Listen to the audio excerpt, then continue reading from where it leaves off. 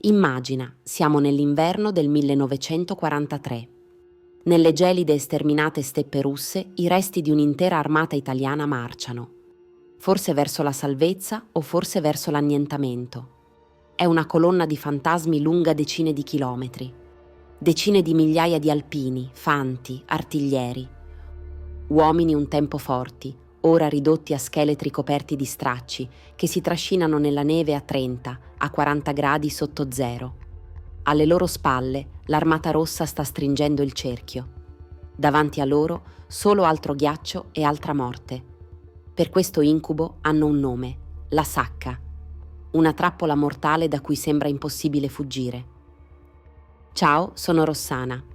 Mettiti comodo, indossa le cuffie e lasciati trasportare dentro questa storia. Per capire l'uomo che sfidò il gelo della Russia, dobbiamo tornare indietro, sotto il sole dell'Emilia.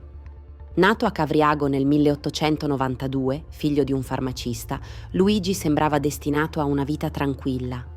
E invece, a 18 anni, sceglie la carriera militare. Entra all'Accademia di Modena, un posto dove il carattere si forgia come l'acciaio, e ne esce sottotenente. Il suo battesimo del fuoco arriva subito. Nel 1913 è in Libia, un'esperienza che gli insegna la dura realtà della guerra. Ma è la Grande Guerra a scolpire la sua anima di soldato. Sul fronte italiano, tra le vette aspre delle Alpi, Reverberi trova la sua vera casa, gli Alpini. Combattendo con il 7° Reggimento, il suo nome diventa una garanzia di coraggio in alcune delle battaglie più dure del conflitto: Tofane, Bainsizza, Monte San Gabriele.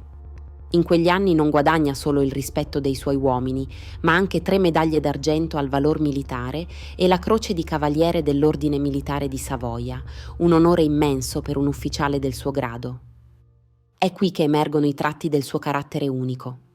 I suoi uomini del battaglione Vestone lo soprannominano Gasosa per la sua personalità effervescente, a volte un po' burbera, ma sempre piena di un'energia contagiosa. Era un comandante esigente, certo, ma giusto. E poi c'era l'altro suo soprannome, il generale 10 lire. Perché? Semplice.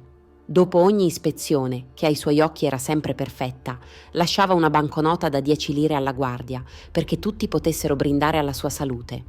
Gesti come questi costruirono un legame di lealtà e affetto quasi filiale tra lui e i suoi alpini. Tra le 2 guerre, la sua carriera non si ferma. Diventa tenente colonnello, frequenta la scuola di guerra e nel 1939 è promosso generale di brigata.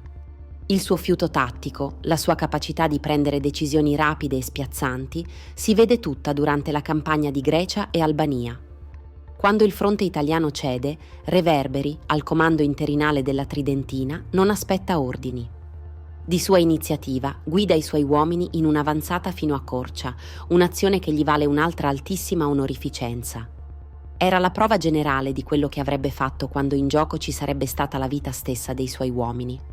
Nell'agosto del 1941 diventa comandante della 2ª divisione alpina tridentina.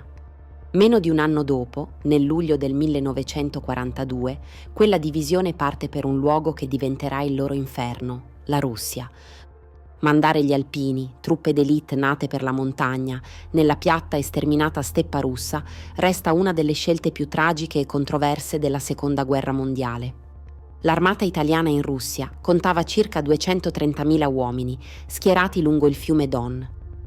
Le divisioni alpine, tridentina, Julia e cuneense, furono messe in un settore considerato tranquillo. Ma la tranquillità, in Russia, era solo un'illusione. L'inverno del 1942 arriva con una ferocia spaventosa.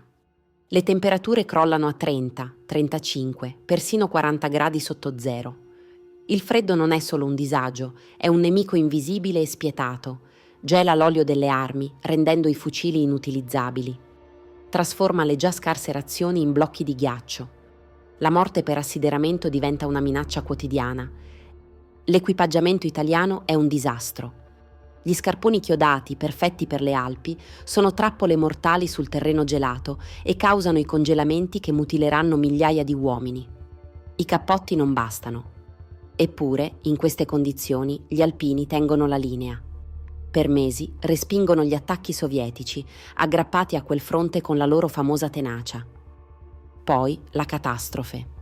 Nel dicembre del 1942 l'Armata Rossa lancia l'Operazione Piccolo Saturno. L'offensiva non colpisce direttamente gli alpini, ma travolge le divisioni di fanteria ai loro fianchi. Il fronte si sbriciola.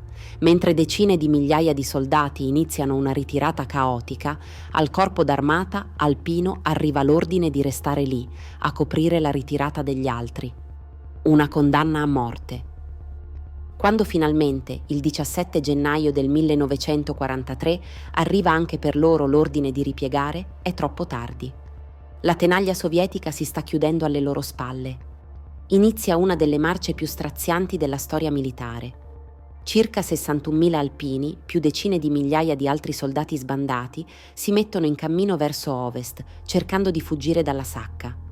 La loro unica speranza è la divisione tridentina di Reverberi, la sola ancora in grado di combattere. Inizia un esodo di 200 chilometri nella neve, una lotta quotidiana contro il freddo, la fame e un nemico che non dà tregua. La ritirata è un'odissea. La colonna di uomini si allunga per chilometri, un serpente nero di dolore nella steppa bianca. Si marcia di notte per non essere visti dagli aerei, sprofondando nella neve. I feriti sono sulle slitte, ma quando un mulo crolla, spesso non c'è scelta, vanno abbandonati. Un atto crudele, imposto dalla necessità. Il cibo non c'è, l'acqua è neve sciolta, spesso contaminata. Ogni villaggio, ogni isba, è una fortezza da conquistare per qualche ora di tregua dal gelo. Questi scontri continui consumano le forze degli alpini. Le divisioni Giulia e Cuneense, più provate, iniziano a perdere pezzi, i loro uomini decimati o catturati. La tridentina di Reverberi diventa la testa d'ariete e allo stesso tempo la retroguardia di questa immensa colonna di disperati. Il generale è ovunque, in testa per guidare l'attacco, in coda per incoraggiare gli ultimi, sempre in mezzo ai suoi uomini, condividendo con loro freddo e paura. Dopo quasi 2 settimane e 13 battaglie, la mattina del 26 gennaio del 1943, quello che resta del corpo d'armata alpino si trova davanti all'ultimo ostacolo, il villaggio di Nikolaevka. Dietro un terrapieno della ferrovia, i russi si sono asserragliati con mitragliatrici e cannoni. Per i quasi 40.000 uomini, molti disarmati o feriti, Nikolaevka è la fine della linea. O si passa o si muore lì. L'attacco inizia alle 9:30. I battaglioni della Tridentina si lanciano all'assalto. Il fuoco sovietico è devastante, falcia gli alpini mentre cercano di superare la piana scoperta. Le perdite sono spaventose. Gli assalti si ripetono per tutto il giorno, ondate di uomini contro un muro di fuoco. Si combatte casa per casa. La stazione ferroviaria viene presa e persa più volte. Al calar della sera la situazione è disperata. Le munizioni sono quasi finite, gli uomini sono esausti. La battaglia sembra perduta. Ed è qui, in questo momento, che Luigi Reverberi, 51 anni, fa la sua mossa. Non da un comando nelle retrovie, ma dal cuore della mischia. Vede un semovente tedesco ancora in grado di muoversi e ci salta sopra. In piedi, esposto al fuoco, con il suo frustino in mano, diventa un simbolo vivente di sfida. Con tutto il fiato che ha in corpo, lancia l'urlo che entrerà nella storia: Tridentina, avanti. Quell'urlo è una scossa elettrica. Gli alpini, stremati, vedono il loro generale, il loro Gasosa, guidarli di persona. Un'ondata di furore e orgoglio li attraversa. Si alzano tutti e con un grido che fa tremare la steppa si lanciano in un ultimo, folle assalto. Travolgono il terrapieno, le difese sovietiche, tutto. Il varco è aperto, la battaglia di Nikolaevka è vinta. Non una vittoria di conquista, ma una vittoria per la vita. La strada per la salvezza è stata strappata con il sangue. Lo sfondamento di Nikolaevka non è la fine del calvario. La marcia prosegue per altri 5 giorni, fino al 31 gennaio, quando i sopravvissuti raggiungono finalmente le linee amiche. Ma il prezzo è stato terribile. Del corpo d'armata alpino, partito con oltre 61.000 uomini, solo circa 13.400 riescono a uscire dalla sacca, a cui si aggiungono 7.500 feriti o congelati. Più di 40.000 uomini restano per sempre nella neve. caduti, dispersi o peggio, catturati e destinati ai gulag, da cui pochissimi torneranno. Per Luigi Reverberi la guerra non è finita. Tornato in Italia, dopo l'armistizio dell'8 settembre 1943, viene catturato a Bressanone dai tedeschi, i suoi ex alleati.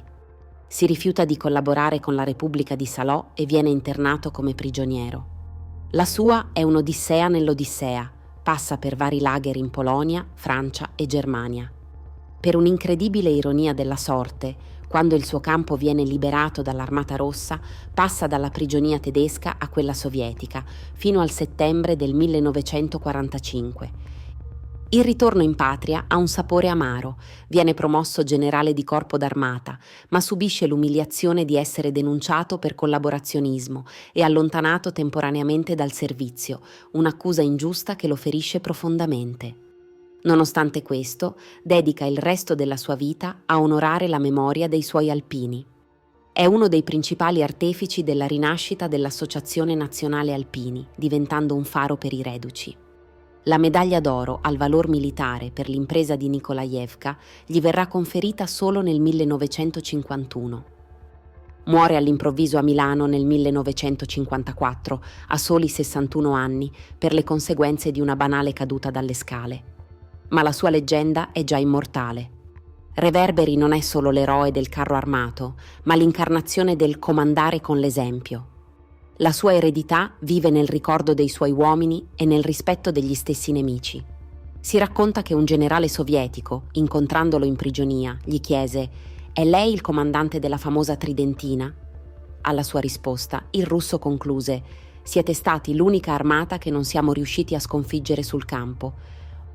Oggi, il 26 gennaio, è la Giornata Nazionale della Memoria e del Sacrificio degli Alpini, istituita nel 2022 proprio in onore della battaglia di Nikolajevka. È il giorno in cui si ricorda non solo il generale Gasosa, ma ogni singolo alpino che ha combattuto, sofferto e sperato in quella distesa di neve, unito da un'unica disperata voglia di tornare a baita. La storia di Luigi Reverberi è più di un racconto di guerra.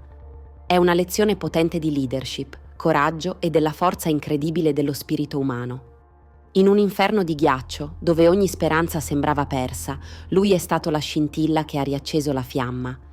Ha dimostrato che anche nella ritirata più buia, un uomo può scegliere di andare avanti, trascinando gli altri con sé verso la salvezza. Il suo urlo, «Tridentina, avanti!», risuona ancora oggi come un inno alla resilienza, al sacrificio e al valore degli alpini. Cosa ne pensi di questa incredibile storia di coraggio? Conosci altre vicende simili legate alla ritirata di Russia? Condividi le tue riflessioni nei commenti qui sotto. Spero che questo video ti sia piaciuto, mi spiace per le poche immagini che ho trovato. Ti do appuntamento al prossimo eroe.